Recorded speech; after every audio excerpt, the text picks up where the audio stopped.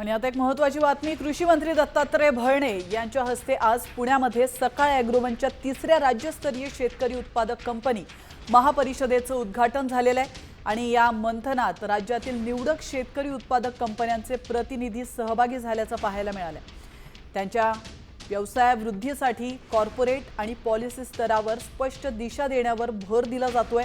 दरम्यान भरणे यांनी पत्रकार परिषदेमध्ये बोलताना कर्जमाफी संदर्भात एप्रिल महिन्याच्या आत कमिटी अहवाल देईल आणि 30 जून पर्यंत शेतकऱ्याला कर्जमाफी दिली जाईल अशी घोषणाही केली आहे। आता शेतकरी हा अडचणीतला शेतकरी उभा राहील यासाठी ती कमिटी साधारणतः एप्रिल महिन्याच्या पहिल्या आठवड्यामध्ये तो आम्हाला अहवाल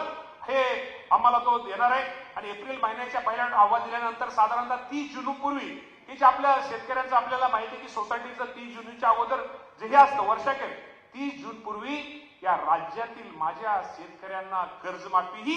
दिली जाईल हा पण शब्द आज आपल्या माध्यमातून मी आज सरकारच्या वतीने आपल्या सर्वांना निश्चित प्रकारे देतो।